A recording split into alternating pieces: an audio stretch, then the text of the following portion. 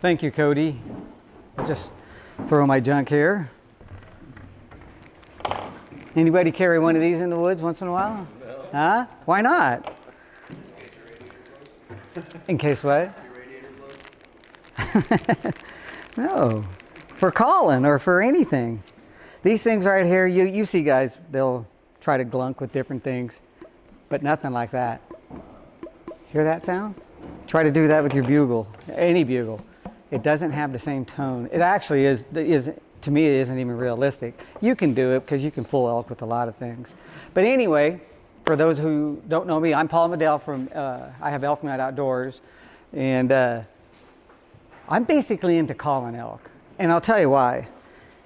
I archery hunt elk, and the reason I archery hunt them is because I love hearing them bugle. I love getting vocal bulls in. I know there's a lot of ways to kill elk, and I think I've probably killed them, and probably a lot of guys here have too, through tree stand, sitting water, sitting wallow, spot and stock, calling. But to me, I don't want to hunt elk like I do deer. That's my style. But it doesn't mean it's not effective to be able to hunt them like that. But I love beating them at their own game. I want to call them in, and I want to call them all in. I don't want to have to go out there and say, well, it takes me 6 or 7 bulls to get one that's going to cooperate. I want that one, that one, that one, and that one. And there's only one way to do that, and that's to be able to understand and listen to the emotion that you'll hear from one, even if it's only one little sound. That's all you have to hear. You do not have to hear repetitive bugles and grunting and screaming and have rutting bulls in order to call them in. I mean, I was just like most of you guys. I mean, I too went through a lot of bulls to finally try to get one in. And what I'm really referring to here is over-the-counter public land elk.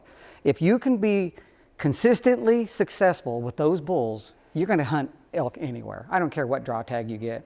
And so that's where I like cutting my teeth. And my son and I are kind of a team. We'll hunt solo or we'll hunt together. Together is our favorite, even if we're set up 10 yards apart and we both could kill the bull. We still killed. And I would say that 90% of those elk that were killed, I could have shot that same bull. That's how close we get them in. So a lot of guys think that when you're hunting elk, especially dark timber or open country, you have to know how to hunt open country elk if you're going to be a caller. It's a little different style. The tactics don't change. They're identical for public land. I don't care if you're hunting ranches, if you're hunting a good draw tag, whatever. The calling is identical. It's the timing of the calls. That's what changes. If I'm hunting over-the-counter elk, I notice that the average call-in is probably between 10 to 20 minutes. That's how long it takes me. And I'm talking about a bull where I hear a bull. Let's just give a sound. I hear a bull give this right here. I'm heading up the mountain early in the morning, breaking through some timber, not doing any glassing because I really don't care about doing it that much. And I'll hear a bull do this. That's about all he does. And I hear him like a half a mile away. And see, in my mind, I'm like, okay, I'm going to go. That's a dead bull right there. He's done. And because he just gave away his position. And so now I'm going to listen to this bull. I'm not going to call to him. I'm not going to say anything. I'm going to start making my way to him. He's a half a mile. I'm going up like this bench after bench after bench. And these are scenarios that we all run into every year. And so we try to cut the distance. You'll see guys, and I think a lot of times guys start looking at the YouTube stuff, and they start thinking, okay, get in there, give some cow calls, give some bugles, some more cow calls, some more bugles. But if it's early season or you're looking at no rutting action going on, you're looking at a lazy, lethargic bed bugle, you have to treat that bull entirely different. If you're going to kill that bull, and that's how I go out there, I want to kill that bull. This is not a maybe or if it works out. No, I'm going to do everything to bring that bull into me. And I'm not worried about going over to him. I only need to get about 175 yards from him. That's it. At 175 yards, I will eventually bring that bull over to me. And by doing that, I can see that, I read his attitude. His attitude was nothing. I don't have any other bulls bugling, so let's just set the scenario for this. And we got that bull that gave a bugle, which we all can come across. Early season, you can be out there September 21st when there's no cows in heat and run across something of that nature where you get that single bugle, sometimes two, and no matter what you throw at him, nothing. You don't know if you ran him off. You don't know if he's still there and is not interested. So what I like to do is I'll set the stage and I will not call to that bull. I will only now be myself and another cow. and I'm going to slow play that bull into playing on his instincts to breed. That's all they can think about at that time. I'm not challenging this bull. I'm not even talking to him. It's just me and the cow, and I'm going to portray the sounds that a bull will use only when there's a hot cow present. He will not make these sounds any other time. And see, a lot of hunters don't realize this. They're thinking of all just the bugling and some chuckling and grunting and a few cow sounds. And that's how they look at things. They're not looking at these sounds having a message. But when a bull starts going through pants, and you'll hear him kind of, and you'll hear him do this, and he'll start raking, and he'll start displaying. You see, they do this for a reason. And so when you hear a bull give a pant, what does that mean? He's sending a message. There's a reason the bull's panting. You see, a bull only pants for a couple of reasons. A bull pants because of a situation that he's in, and it shows excitement. It can also show frustration. So, say he's trying to keep another bull away, and this bull is not staying away, and I'm that bull. You can hear him all of a sudden give that, and he'll breathe real heavy like that. He might. So you see how I just threw like nothing but raspy in it. And he'll do that. You don't have to get those 2 or 3 high notes. But when you hit just that little, you know, a lot of times with those pants, as they before it or after it, it just absolutely unravels them. When it's the right situation. That bull is not the right situation. So what I'm going to do is go through the scenario and play on his instinct to breed. And I'm going to convince him that I have a cow in heat right there. But it's going to take me a few minutes, and I know it's going to take me 15, 20 minutes. When I'm usually on a draw hunt, I can do that time within 5, maybe 7, 8 minutes. Why? Because these guys aren't getting pressured. They're seeing hardly no hunters. They're not being bumped. It's a totally different environment out there when the hunting pressure isn't heavy. They're so much more callable to full, as long as you're not just sticking with the generic sounds that everybody else is using. You have to convince them that you're one of them. And so one of the things I do when I'm going after that bull like that, the very first thing I do is I will try to set the stage for him. I'm not calling him. I'm not trying to talk to him at all. And so I'll usually go,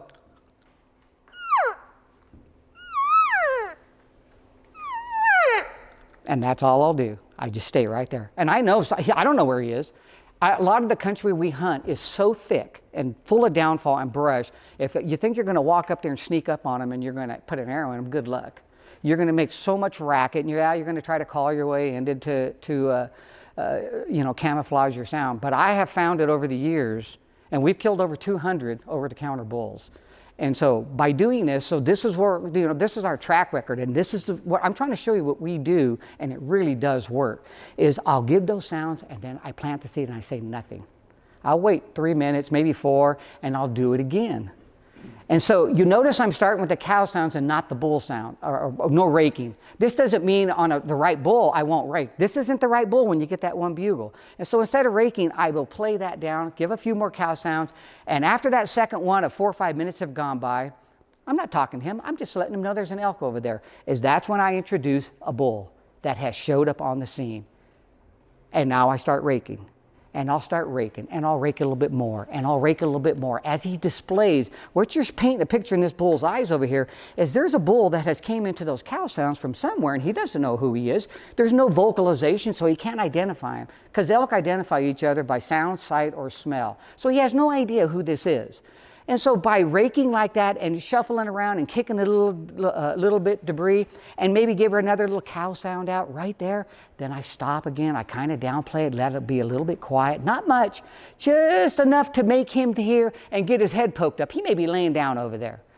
Next thing you know, I go ahead and I start raking a little bit heavier. I'll give a few more.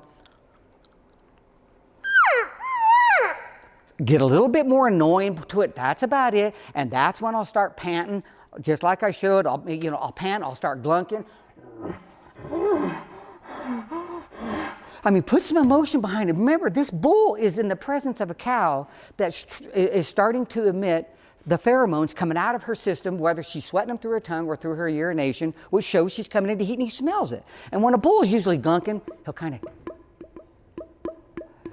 there's no scientific fact behind it why he does it, but I've talked to a lot of the biologists and whatnot, and what we've all come to an agreement is what's really happening is a bull, as a cow comes into heat, he's slapping the tongue against the roof of his mouth, and he's trying to taste it in the air. He's not only smelling it, but when he's in the presence and it's strong, he'll start giving that, and he's trying, but they're big animals, and so the more of a, and that's what he's doing. And so by planting that seed, along with the glunking and the pants and the raking, and if, you see, you're painting a picture in this other bull's eyes that you've got a cow coming into heat right here. Is she in? Is she getting near ready to be bred? And so what I'm doing is I'm taking the testosterone levels of that bull that's all the way down on the ground and slowly rising them up, getting him excited that there's a possible hot cow coming into heat over here, and without not even talking to him. And so I keep going through my little scenario, and here's what happens almost every single time. Once I start playing that up, and I'm usually maybe through 2 or 3 series of it, 10, 12 minutes have gone by, and no sound at all from him. It's like he doesn't even exist. All of a sudden, I'll get a little bit more on the cow call.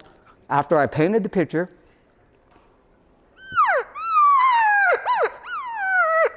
and usually somewhere right in that realm, I'll get the, which is the bull trying to call that cow over. That's exactly what he's doing. He's not warning me. He's not threatening me. He gets excited enough to where he finally injects a bugle. Once he does that, dead meat. The bull's done. He's going to come in. And so you just continue your scenario. What do I do once he does that? Sometimes, depending on how much he does it, I may go ahead and get a little bit aggressive with him, but do I challenge him or cut him off? Absolutely not. He's not at that stage. If you do, you just lost that bull. Watch all the YouTube videos you want, and watch when these lazy, lethargic type bulls come in. They're not fired up. They're not aggressive yet. You'll notice you can shut them right down. They're done. They don't want nothing to do with you. So normally, instead of raising my voice too much, like if I'm talking to you guys, and we're having a discussion, and maybe somebody says something annoying or irritating, you start raising your voice because I'm not happy. You see, that's what a bull will do. They're no different. It may even come to yelling. I'm going to get to the yelling once with that bull, but I have to play him up. If I could just challenge him and it would be over and he'd come running in, that's what I do on all these bulls. But they don't. They end up leaving. They end up shutting down, and they're done. Why? Because these are over-the-counter bulls, and they get hammered. And so usually when he answers that cow call, I'll kind of, that's all I'll give him. Back off, stay away. That's it. I'm just giving him a message. I don't have to hammer him hard. And so I go ahead and go right back to what I'm doing. I'm talking to the cow. And the next thing you know, I give that cow sound again, and he hits me again. And not only does he hit me again, he's half the distance. And I know I have him on his feet. As soon as he hits that cow call, I give a little more aggressive bugle. And so when I really turn the tables on him is I now take the sound a cow will use telling the bull she wants him to come over. You see, because before a cow is bred or when she's going to be bred, she is the one that chooses the bull. Bull doesn't choose them. Cows can leave anytime they want. And so this cow is interested, and so I show that a cow will make a specific sound when she's asking another bull or any other elk, like if you said, hey honey, come over here, or hey buddy, come over here. You see, man or woman, it makes no difference, you're saying the same thing. This is what a cow will do, and here's a sound that she'll make. She drops it. I'll do it with my mouth. You hear the cow sound I was doing, just kind of, that's social. But when a cow wants or invites, she'll go, yeah, yeah, and she drops the note. And so more of a, and she's asking him to come over or the other elk to come over. Those are the little things I use. And the minute I do that, boom, it inspires that bull to bugle right now because he knows she's telling him to come on over. And when he does, now I get a little bit more aggressive. Now I'm letting him know I don't want you coming over here. And I give a little more of a, I hit him a little bit harder. And believe it or not, this room is kind of, makes it sound bigger than it really is. Outside, it would not sound that big, which is actually makes me sound pretty good. But outside, it's more realistic in tone. This is kind of locking it in, but gives you the idea. And as soon as he hits, when I do that, its game is starting to climb. I took his emotion now from nothing. He didn't say anything for 10 minutes, and already we've gotten 3 bugles down in a minute and a half. You see, I'm climbing that scale. I call it the slow play. As I slow play him, his aggression up and raises his testosterone level, he starts getting more involved, and now I've got him to where he wants to come in and scent check this area because I have him convinced this cow is coming into heat. And so as soon as I hit him with that one there and he bugles, I now raise the ante. As soon as a cow gets demanding with the sound, where she can invite, just like you say, hey, come on over here. Or you can be more urgent or demanding, say, come over here now. You see, you can become urgent, and this is what a cow can do. And she'll use this sound right here.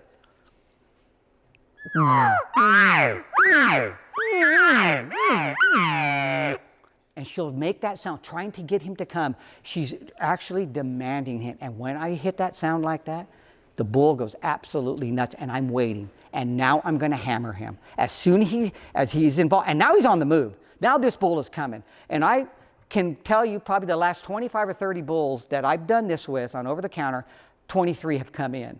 And when they come in, they don't come in downwind. They could care less about it. Nothing whatsoever. They come in on a string. If there's some obstructions, they may, dice around and this and that. But once he's coming and he commits to that, once I got him at that level, that's what it takes. I could not do that in the beginning. If I went ahead and hit the contact buzz and that more of a challenge right there, isn't going to cut it. I've had bulls that still messed around with me.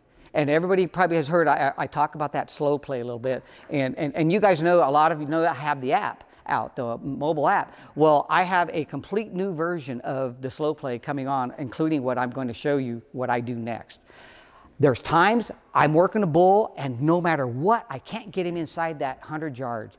There's very few, it happens, rarely, but sometimes it is when you hit that slow play, there's always that one bull that he just won't come in. And so I have the next level, what I use. When I got him engaged, and even if he's not engaging much, I can tell he's just not going to come. You get that gut feeling. And my gut feeling, along with a lot of guys, it's from experience. And experience means you've been through a lot of encounters. You see, a lot of them. And you can pretty much tell how they're going to unfold and how they're going to play out. And so once I get that bull in that realm, I can tell, okay, I've got to up the ante. I've got to convince him something's going on over here, and I need him to come.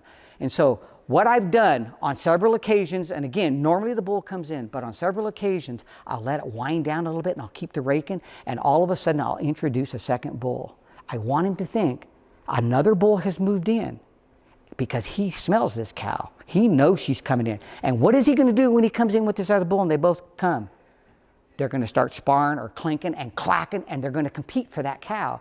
So I usually carry a 3-point set of elk rack with me and blend it off, and they're easy to carry. They're only so big. And I just start clack, clack, clack, hit the brush, and I'll just start... You see, and I'll give a few little kind of a...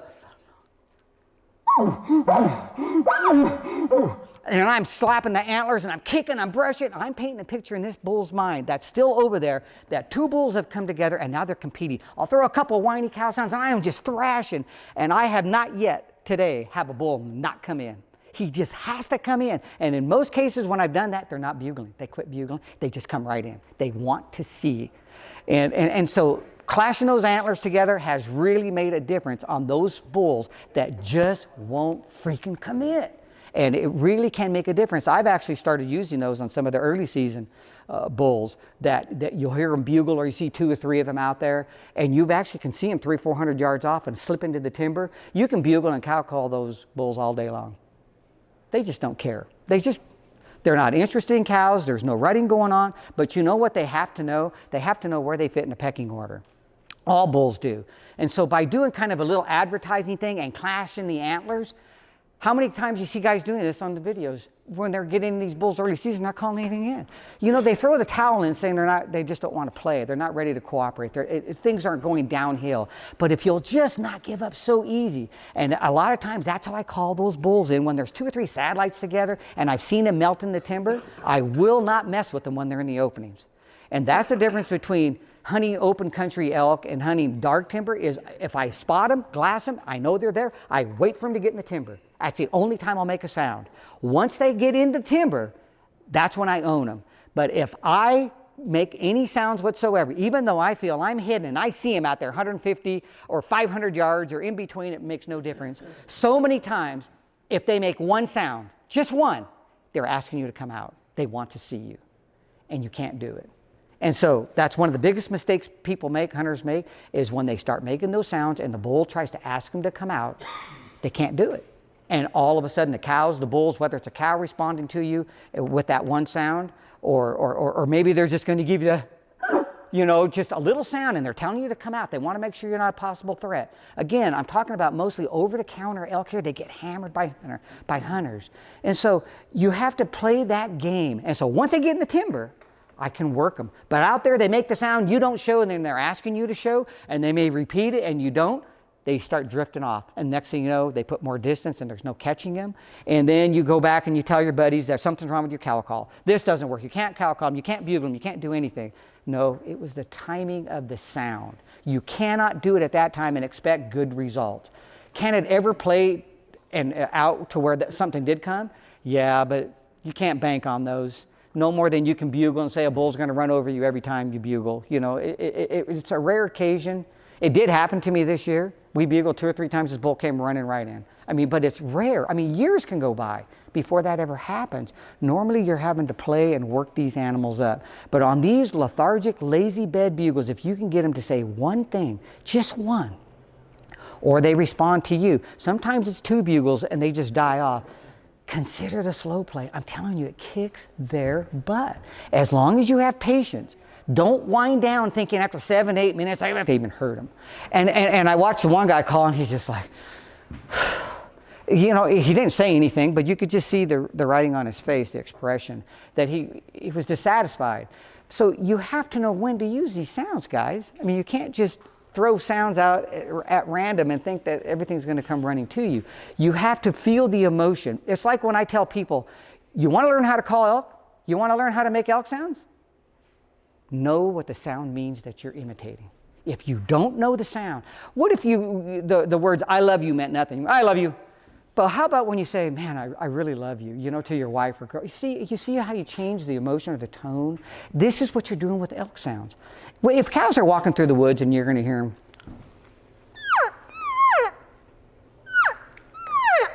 now, what does that tell you if you're out there and you hear them and can't see anything?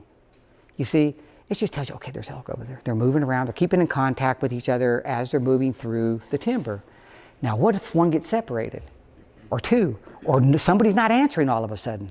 You see, now that lead cow or ma, or if Junior, or whoever it is, it doesn't matter. If they're not answering, all of a sudden she changes her tone, just like if we were out there with our kids.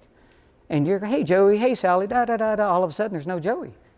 And you're like, hey, Joey, Joey. And you're in the woods, you're walking. So what do? Joey! You raise your voice. This is what an elk does. When that one's not responding or giving a visual response, they now change their tone. And you don't go, Joey, Joey, where are you, Joey? Oh, well, I guess not, see you. No, you don't do that. And if he doesn't answer, what do? Joey! You start lengthening, you get nervous. This is what elk do. And so you'll hear him kind of go, and she'll raise it and she'll lengthen it. No response? I have watched cows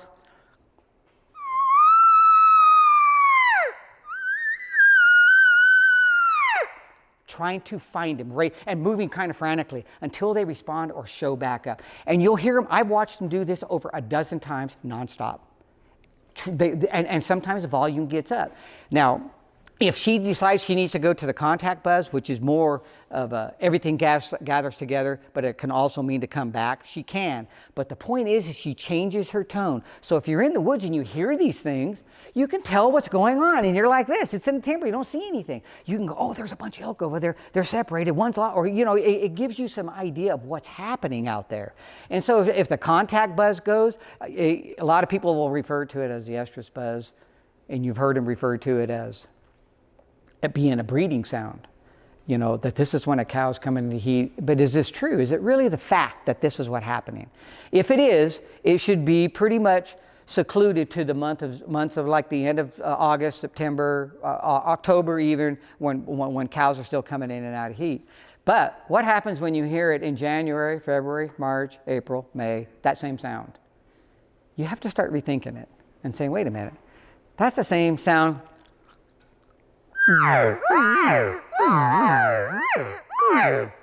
I'm hearing that all year round now. And so I started getting videos of it.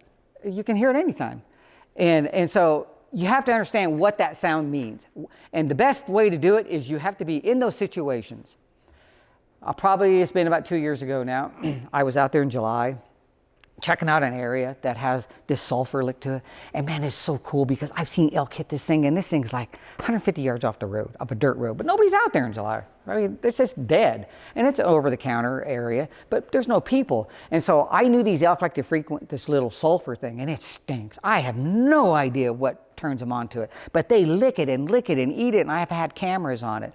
And so it's just really interesting. And so I snuck in there one day, and I saw some cows up there, so I slipped in, and like I say, it was early July, and I got to probably 35, 40 yards, and I could see 2 or 3 cows, and it's just neat. Some other cows, not bulls, so what? It's just neat, you're sitting there, and you're watching them, and you're looking at them, and sometimes those calves, when they'll make a sound, it's like, just like nothing. It is so silent, and there are times to use sounds like that, but you can just hear, like little kitties out there. And if you're not paying attention, you won't hear them. They're just so calm with it. But Ma hears it. Well, I'm watching them, and I was being entertained by it. Even though I've hunted elk, forever, it's still entertaining. And I'm watching, and what I didn't see was a cow came out, they were a willow brush, came out to the right, and she saw me. And when she saw me, she made a little bit of a whine, and I looked, and I went, oh, crap. I didn't even know she was there. I was so fixed over here. Well, as she saw me, I saw her head come up, and immediately she started doing this. Everything jumped up, ran over her way, and off they went, just that quick. So it showed me how quick that urgent contact buzz is. Get over here, come on over here now. Perfect example. Another one, just showing you what that sound represents. I called the bull in for my son this year, which was probably one of the most exciting call-ins I've ever been a part of. And I've had 1,000 of them, over 1,000 of them. But this one came in on a dead run, and my son shot him in self-defense at 5 yards. And it's a big bull for those that seen it. I've showed it around a couple times on Instagram and stuff. But as that bull came in, it was raining that day, he came in so hot and heavy, and I slow played him to an extent, and his aggression rose fast. So when you have an A to Z, so to speak, slow play, and a bull shows faster aggression, just jump up to M, so to speak, L, M, N, O, P. You don't have to just follow suit for the whole little thing. You can see this guy's already jump-started, and he's ahead of the game. So now I'm already getting into the full send mode, so to speak. I'm getting in where I'm getting aggressive now. That's where he already is. So now I can pass a lot of this slow stuff. So that's why the slow play is so deadly. It can apply to almost any elk out there. You just have to know where to inject a certain thing. When not sure, always start with less because you can gain. But if you start up here too fast, it's hard to come back. They don't buy it. They're just not that stupid. But on this bull, he comes in, and my son sees him coming at 40, 35, 30, 25 on a dead run, and I'm right here like this. There's a bench. It's about that high where that vent is, and I see my son. I can see his whole back, and he's next to a tree. And when I set him there, I said, "Hey, that bull's going to come, and he should come right over here. And when he comes across, you'll have a broadside shot. I'm going to stay right here, right under you." And I never noticed that arrow in there. and so I start raking these willows. They're about 12 foot high, and I am just thrashing these things and thrashing, and I'm screaming. I'm cutting this bull off every time he bugles. He's at that stage, and I can hear him running. He's running. And instead of coming right where I thought he was, he didn't read that chapter. He decided to come around, and he came right at Paul. And so Paul is telling me the story, but I can hear the bull. He is screaming faster than I can scream back at him. And as he closed the distance, Paul said, I saw him coming at 35, 30, 25, 20, 15, 10. He said, all my pins were on his frontal. And Paul's killed a lot of elk. So he's killed him frontal shot. So he knew, but he was just still like, it's going to stop anytime. And he said this thing was still full throttle to come over to rip my head off. And at 5 yards, he let the arrow fly. And he just went, whoosh, and completely, the arrow's gone. It went completely into the animal. And the knock was about that far in. Well, I see him, and I see him like this, I'm watching this whole thing, and I'm raking and kind of giving some sounds, and I'm looking right at my son. I see it at full draw, and I don't see his eyes, but I see the back of him, and I hear the arrow go, and immediately I start bugling. And so I'm looking, and so I see him turn around, and his eyes are as big as silver dollars, I kid you not, and he's just staring at me. And I'm like, I didn't know if he hit him. I couldn't see any of that. And so he tells me what happens as that bull ran right at him, just full blast. And he shot him right there. And so he told me to come on up. He just waved me, and he still never said a word. And he just pointed, and the bull's laying right there dead. Just right there. He's 5 yards away. He turned around and just boom, hit the ground. So there's a little bit to the story. This is why I'm sharing this with you. Here you are, bull laying on the ground. I had taken my pack off. It was rainy, it was really steep, and I knew the area really well. And we're about 700 yards from the truck, like this. Nobody will hunt it. That's 6 bulls in 7 years that I know. I'm going to call it strategic spots that I know over the years. This is where I usually get my answers from. Anything in between, I don't waste my time. New area, never been there. I don't take any chances. I could care less about bumping elk. And as far as the wind goes, I know there's always a lot of stuff on the wind. I could care less what way the wind's blowing. I know it might sound dumb to you, but it doesn't mean nothing to me. Not till I find them. I'm not going to say, oh, I'm not going to go that way because the wind's at my back. What makes me think elk are right there? Why can't they be there or there or there? And that's what I do. And I hardly ever bump elk. But my point is, so many people won't enter an area if they think the wind's at their back. Well, I don't even worry about it. How far do you think your wind's going? It isn't going. You know, I've killed 2 bulls where the wind was going right at them, and I outran the wind purposely. I knew when I got right to them, I had like 5 seconds to draw and kill them. And I outran the wind because they were calling me to them. I was cow calling. It was real thick, heavy cover. And as I cow called, the bull instantly answered me, so I knew he wanted me to come. And so I thought, you know what? I'm not even going to try to set up. The wind is really iffy. I'm going to run up. So I came around my best opening, my best cover. I knew the wind was at my back. I was ready, though. And as I ran right up to the opening right there, and I'm just cow calling as I'm running up, and he is getting more excited calling me, I knew I'm either blowing this guy into a new zip code or I'm going to kill him. And I killed 2 bulls doing that. You can outrun that wind when it's doing this, not blowing. You're not going to win that blowing. But when you hit your bottle, and when I'm on elk, that bottle never leaves my hand. It's in my hand the entire time. And so once I find them, I pull it out. But if I'm not finding them, I go up here, I go here, I go down there. And if bulls are bugling down below me and the wind's going down, do you think they're going to smell you? Come on. Guys are getting 30 feet in a tree stand and they don't even smell you. So what do you think it is for 300, 400 yards? You think your wind's going down there? No way. No way is it going down there. It just doesn't do it. And if it does, it's not fast enough and it's not accurate enough. So when I get bulls and my wind's going down and the wind's doing this, that's where I'm coming in from. I'm not coming in from over here. So now I'm going, okay, I need to come over here. I like to get on the same elevation or below. I call way more elk from down the mountain to me than I do any other thing. I like bringing them down to me. Elk like that.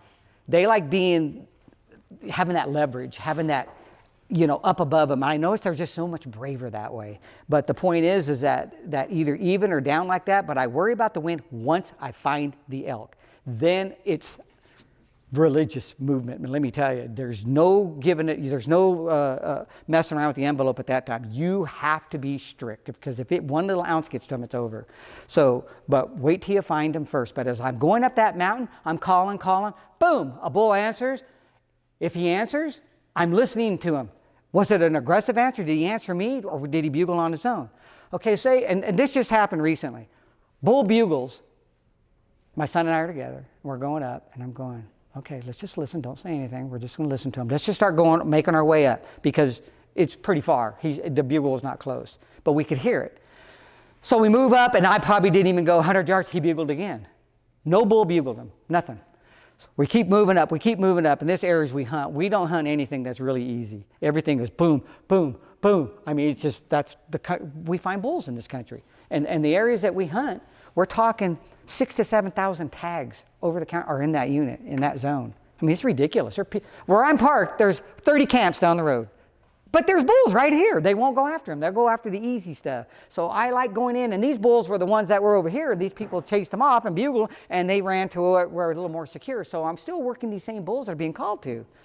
So this bull does this 3 or 4 more times as I'm getting up there. Now I'm about 200 yards, and it's thick. So now I'm like, okay, I know what he's doing. He's already bugled 4 or 5 times. What is that bull doing? He bugled 4 or 5 times. Nothing answered him. What would you guys think? Seriously, somebody answer that. Located. Pardon me? Located. What is he doing though? What is the purpose of the bugling? Trying to get a response. From what? That's what he's doing. He's trying to call cows. What he's doing is advertising his position. And how do you know the difference between he's advertising and not locating? There's a reason why. This is what understanding elk sounds and their nature and their behavior. This is what it's all about. This is how you boil everything down and you kill that bull. And not just say, I'm going to use one thing for all these things. No. When a bull holds position, whether he has cows or not, he is trying to build a harem and he's trying to find cows. That's how a bull builds his harem faster than anything. He bugles and he will draw them to him. I've called hundreds of cows in over the years with just a bugle, nothing else. And they just come storming in. And when they come, they're the chattiest things you've ever heard. I mean, they're all of them. I mean, they're just coming. And they will come to the bull sounds. It doesn't happen all the time, but it happens. So when you have that bull like that, I knew he wanted cows. Am I going to go bugle that bull? Why? I already know what he wants. That's what he's looking for. He's looking for cows. He's not looking for a challenge. He wasn't looking for an aggressive fight. So because of the way he did it, this is not a time for a slow play or anything like that. Doesn't mean it wouldn't work, but I already know what he wants. So I'm going to give him what he wants. So I set my son up. We couldn't get over 200 yards. That's as close as I could get. It's nasty. It's really ugly. So I set him up and I said, let's just call this guy down. So, you know, you never know, but I'm going to try to call this bull down. So I started working him with cow sounds. He didn't say anything. So I'm like, I know he's interested. I know that's what he wants. So I'm waiting a little bit. I cow call a little bit more, rustle some brush, just dink around in there so he can hear her. I even, when I think they're really listening good, I will start grabbing leaves and grasses and start poking them like she's feeding and pulling it. You know, I really try to make it natural. You know, maybe sometimes I'm overboard, but he can't see it. You know, if it works, it works. It don't, it don't. But just giving them that visual, I like planting that in their mind's eye, what they're seeing, what they're hearing. And so as I did that, all of a sudden, 100 yards away, he bugles. He had been slowly coming down the hill to that cow, but he was in no big hurry. And so I let out a few more cow sounds. He answered immediately. About 75 yards, I could tell he's standing there, and he bugled me. He probably bugled me 3 different times. And each bugle was probably like this when he did it.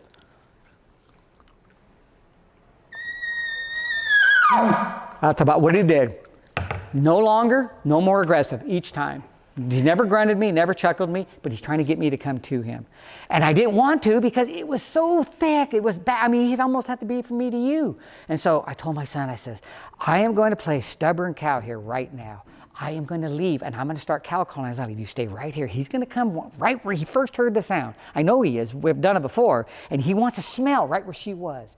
So down I come. Doom, doom, doom. And I'm moving. And I'm just, and I'm kicking, I'm grabbing things and making noise just like elk do. And I'm going away from him. And so now I'm probably 20, 25, 30, 35. I'm 60, 70 yards away from him. And we have a signal of what we'll do. If you shoot a bull, he'll bugle me. If he doesn't, and he misses or he doesn't get a shot, he'll just cow call me. And so as he goes down, as I go down, I thought quite a bit of time went by. And I'm still working it up. I'm that 70, 80 yards over there and I'm waiting. And all of a sudden he bugles me. So I was, oh man, that's great. You know, so I go hustling back up, trying to go through all that crap to get it back over to, I don't see him. I can't see him until I'm 5, 7 yards from him. It's that ugly in this area. But the bulls like it. So I go up there and he says, you're not going to believe what happened. I said, what? He says, that bull started coming down. He says, I had him. He came right around a tree. I saw him coming through the tree. And as soon as he got there, I drew the bow. He goes, and as soon as I did, he goes, I got halfway back and I hit the release. I said, no way. He said, it went right at his feet. And he says, his head was behind the tree. He never even moved. He didn't even hear it. He says, I slowly grabbed another out. And you're still talking down there. And I can tell just by his body language, he is intent on listening on you. So I grab another arrow, I knock it, and he just stands right there, still with head behind the tree, and he kills him with the second shot. And it's a really nice 6-point. But point is it drew that bull right down to us as I started to leave and retreat. And when I retreat, I usually get more rapid and very soft. When I'm doing it, because I've watched elk do this so many times. But, you know, they can do it coming and they can do it leaving, but they'll kind of give a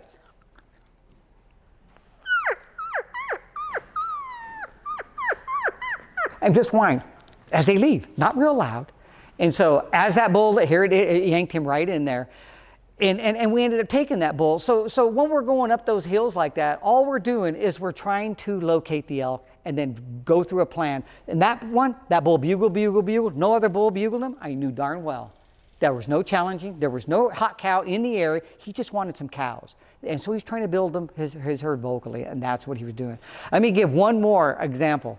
Here, look like you're kind of get out of there. No, because this one was really good. I even taught my son a lesson on this one. And he's 41, and we hunt together since he's 12 years old. This was opening morning, August 30th, and as we're heading up this mountain, in the same vicinity, we get up to where I had a camera on a water hole. And on that water hole, it showed this 5x6 bull. It's the only one we even saw on it, and a bunch of cows and stuff. And so we're going to go up, and the camera was still there on opening day. And nobody goes up there. Like I said, it's just a piece of crap area. And once we got there, we were going to check the camera to see what was on it. To see, hey, let's just check it out and we'll hunt this area while we're up here. Well, just about before we got to the camera, we could hear, just out of nowhere to our left, probably, I would say 400 yards, a bull. 2 bulls, actually. And they were just screaming. And they were going straight up the mountain. And so we thought about, we'll go after them. And I mean, they were going so fast. I mean, you could tell the satellite was pushing the herd bull. And I'm like, wow, August 30th, we already got a hot cow. No question about it. It's the only reason they react like that. And the bull was just, you could tell which one was a herd bull, no question about it. And you could hear the satellite, and they were just going, boom, boom, boom, boom, boom, right up the mountain, right up the mountain. And they were even with us at first, and the next thing you know, I mean, they're way up there. I said, so I just, I cow called real radically. I said, cow call real fast. Cow call, cow call, cow call. I could hear the herd bull still bugling. So we waited about a minute or two. Cow called again radically. I could hear the herd bull, he's still going up, and nothing from the satellite. I would say we probably cow called in 5 minutes. We cow called 3 different times from that spot. And my son's getting antsy, and he says, they're not coming, they're gone. They went up over there. I said, no, that one bull stopped bugling. I said, that bull that stopped bugling, I think he left. He knows he's not making any headway up there. I think he's coming over here. No, he's not coming. I said, yeah, I really do. I think he's coming. I said, I'm going to go through a few more cow sounds where you're going to let him know we're over here at the water hole. So I give a few more. And I'm talking 15 minutes. But there's something in me telling me that bull is coming. So we wait, and we wait, and we wait. And Trey's with us, his son. And all of a sudden, out of nowhere, almost even with us on the same bench, I could hear this bull coming through the willows. And I mean, he is tearing them up. He's not sneaking through him. He is thrashing and hitting them and thrashing. And he's right in there. And I'm saying he's 50 yards. I turn around and cow call. And all of a sudden, he walks right out. And he walks. We see him at 50, 45, 40, 35, 30, 25, 20, just under 20 yards. And he walks right between us, the two of us. And Paul arrows him right there. But the point is that bull left that group, and I had a feeling he did because he shut up. He never made a sound the whole entire time in, not one peep. And he came right to the cow calling. And so it just shows you, if they're both still bugling going, then you're going to have to make a different kind of play. But the point is that there was a scenario that we learned on. And another one thing I learned on a lot is a lot of us will put cameras out, but never put so much faith and trust in those cameras that it's showing you everything in the area. Never. That area where my son has killed 6 bulls, and every one of them were either a 6 or a 5x6. I have a camera up there every year. I actually have a couple of them. I have them kind of scattered there, but most of them in the water sources. And out of all those elk that he's killed, and others I've heard, that is the only bull that's ever been on the camera. And they've been sitting there almost 2 months. So don't think for a second that the footage you're getting is only showing you what's there. And every one of those bulls are killed within 300 yards of that camera, all of them. How could they not, in a 2-month period somewhere, not come through that? But they don't. So don't think that, okay, nothing's on my camera, there's probably nothing around, I won't waste my time, because you never know. And I've noticed that before in other areas that we've killed bulls where they're just not on the cameras. They're just not there. There are a lot of cows, but they are there. So don't take it for granted. Let that bugle, do your work. And that's what we do. We let the bugle do our finding, just like a lot of guys will use glass for the open areas. And I do too. When I hit open areas, I will glass, find them, and wait for them to get in the timber, then I go hunt them. But I don't say anything to them, and I really don't spot and stalk them. I have done it, but like I said in the beginning, it doesn't excite me.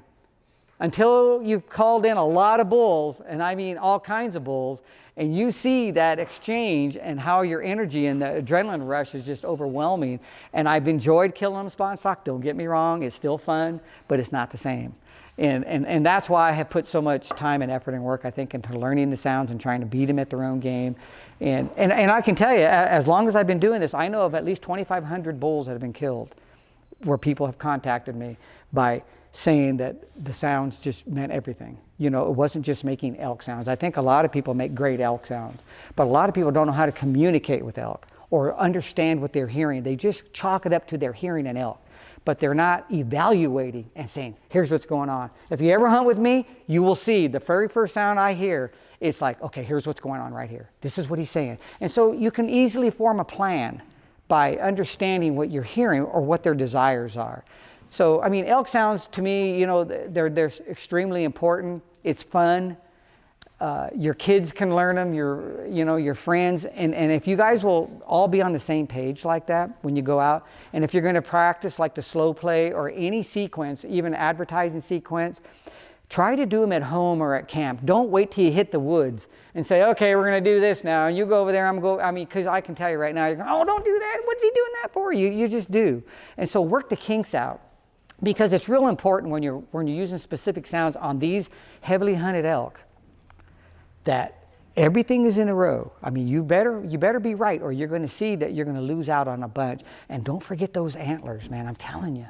You get on some of those quiet bulls and you saw them slip in the timber, and you get over there and you just start raking, do a little bit, and maybe a couple little screams and rake some more, and then you'd be surprised how it just brings them over. It's out of curiosity. They're not coming to fight you. They want to know who you are. Elk are herd animals. They're like horses. They want to know every elk in their area. You know, you ever see horses when they're in this field and there's another one? I mean, they're stretching their neck out and pushing the barbed wire to its max. They want to see them. And that's how elk are. You can really play on their curiosity. And that's what I'm really doing in a lot of these situations where a bull's not aggressive. I'm not going to run in and scream a challenge at a bull unless I already know he's at an aggressive state. I already know he has cows in heat. And if I only want the herd bull, I can't slow play him.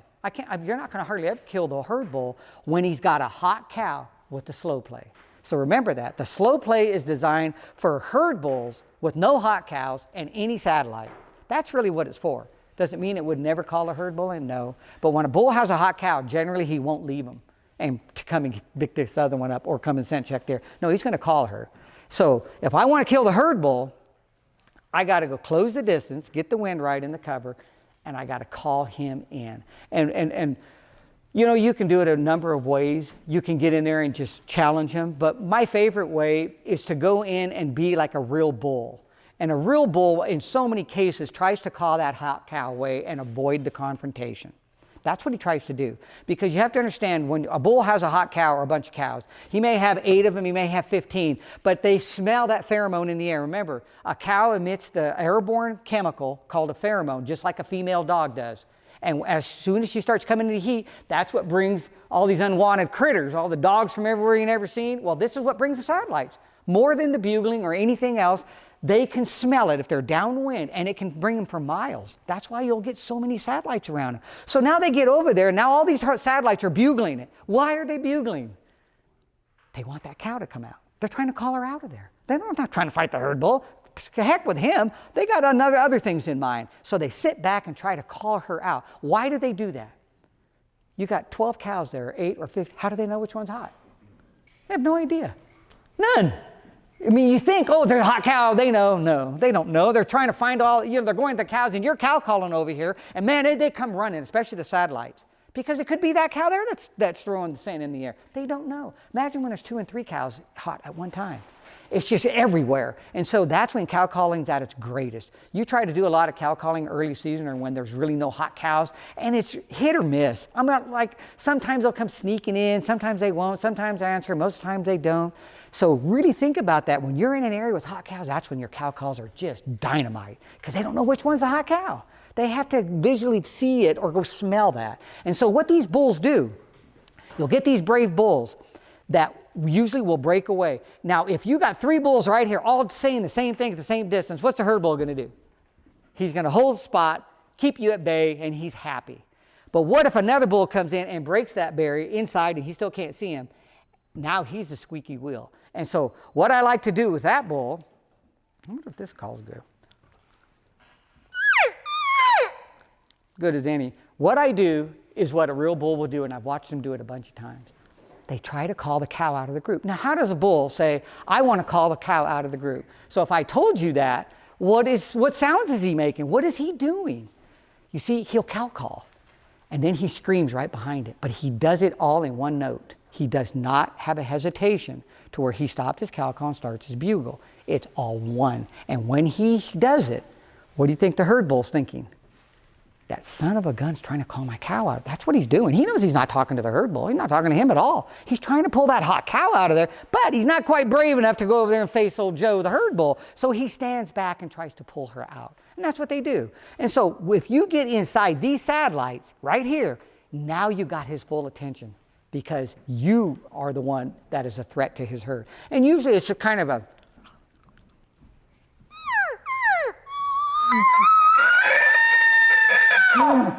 and that's what I do. And now I'm waiting because I know the minute I get done with that, the herd bull's going to scream. He is not going to be happy that I'm trying to call that cow. So I'm ready to cut him off. Instantaneous. And again, I go for the cow with the same sound. And as soon as he answers, I cut him off again. It's usually game over. That's it. You're done. You can start raking and thrashing, do all the little things you want, but you better have an arrow nocked and you better have everything ready because he's going to come in fast. You're probably within 75 yards of him and he is going to bolt in there, run your butt out of there because he does not like you know, that's slapping his face right there. There's no way. You're telling him that he doesn't have the right to keep and breed that cow. You're going to take it over and they don't like it. And so by doing that right there, I don't know if you guys have ever tried that, but it just kicks butt on those herd bulls. But you got to get close to them. You can't be outside and expect them to come running you a long way. And say you come up to the area and the wind is right and you have satellites and you have cows and you can't get up to him. And you're like, oh man, I can't get up to that dang bull because if I go around, the wind's going to give me away. I can't go this way, the wind's going to give me away, and you have these elk in your way. I have a little thing I do to get those elk out of my way so I can go kill that herd bull. And what I do is I do what most hunters do for every bull that runs them off the mountain, and that's bugle your way to him. If you've ever got a bull and you hear him at 500 yards and you start bugling your way every 50 yards right to him, 9 times out of 10, he leaves. You see, he just takes off, especially if it's just the bull, the herd bull. Now, do that when you have all these cows and satellites in the way, and it opens them just like the Red Sea. It pushes them. Do they run? Does the herd bull run? Why would he? He's not running from them 3 satellites harassing the hell out of them. You see, he's not going to run from you either. And these elk really don't run anywhere. They just get out of your way. They don't like it. So if you ever bugled a bull, how many times have you ever bugled a bull and walk out and bugle him the whole time he lets you stick an arrow in him? Hardly ever.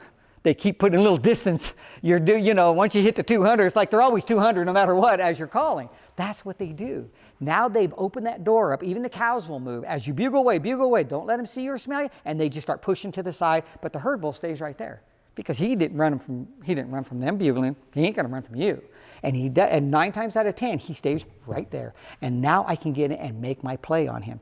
Like I'm going to call the cow or whatever I feel the situation calls for. So see, there's always some little thing. And if you don't know all these little things, it's tough because if you want to just be a spot and stalker and you don't call, you're going to have a hard time in timber doing that. And it really is. You're not going to sneak up on very many of them. Yeah, you may do some calling to try to camouflage your sound and your noise. And I do that, but I want the bull calling me in first. I want the bull to tell me to come on over. So see, then the noise is irrelevant because he expects that cow to come. So from those types of situations now, for my last spot, don't wait for him to get in there. I know for my last spot, I'm going to move up that 20 or 30 yards. I'm playing the shooter now. I already set the plane over here. He knows everything that was going on. It is now time to move because I know he's coming. Are there situations where I can't move? Oh yeah, it happens where he comes in so fast, but that's okay too because my setups are so tight that he cannot see the source of the calling until he's in bow range. And to me, that is extremely, extremely important. When people start setting up because they want to see things coming in from 100 or whatever, it's too far. That's where a lot of times they'll stop and they hang up right there. And that's when you're going to get that notorious, give you that nervous grunt. Gives you that one sound because he knows he should be seeing the action right there. He should be seeing some elk. He sees nothing. I don't care if you want to flash a decoy or care. Out of all these elk, we've never used a decoy. Not one. Single one. None. We make sure our coverage is very, very tight. We forced him to come in. Put him in search mode. You got him to move 200 yards, they're going to move the next 10. Let me tell you. They've already got to that point. You've got their interest. You've convinced them. And so that's what they're going to do is they usually will do it. So make them break that barrier. And once they do, you got them. All you got to do is wait for that shot to open up. But anyway, I probably left somebody else, but that's good. I'll give Paul a plug here, and if you guys don't know, Paul and I've done a bunch Wow, of podcasts, 11:30. a lot of hours of content out there if you need to refresh on all of this. But also I want to say that Paul's the ElkNut app Paul, maybe you can explain it better than I can, but I highly, highly recommend check out their app. It's got all these sounds. You can basically go through and practice call and then listen back. You can listen to his calling. And I know there's a lot to take in when he talks about like this is what the noises they're making, this is what they're saying, all these things like this. So study this. Yeah, it's on the app. All this is on it. Get on the app and just get a basic understanding of what he's talking about. And I think it'll be a good refresher for everyone to be like, oh yeah, that's the sound he was talking about. And then practice these calls. I mean, you can go in there and record yourself and then play his. And it's a sweet app, really it is. And it works offline too as well. So you can save this app. Because I've been there, and like you're like, oh, what's that sound? You know, and you're like, okay, look on Paul's app there, and while you're hunting, no servers, no nothing, you can have all this information right there and play around with it. And like with anything, I think you get this information, and then you go out in the field, and you're like, oh, now this is clicking. So it's good to have that resource. Yeah, for a refresher. Who doesn't have the app? Okay, write this down. And even the ones that do, if you have a friend that you will hunt it. ElkNut at ElkNut.com. All you guys are going to get a free one. And it's a lifetime thing. You'll get the updates. You're going to get everything. And there's a lot of info on it. And you're going to be able to call into it, like he said. You're going to be able to see all the sounds, way more than I talked about. Every sound a cow makes, every sound a bull makes. And you're going to hear the bull make that sound. Then you're going to hear me make it. And then you're going to have a record feature on every single sound, so you don't have to leave the page. So you can make that cow sound or bull sound, and then listen to me, and then listen to a real bull. And so you can practice with it. And you can go, oh, I need some work here, or hey, I sound pretty good. I'm already fine. But by listening to all that, now it can perfect. And if you don't know how to make that sound, every one of the sounds have a 90-second video, and I show you how to make it.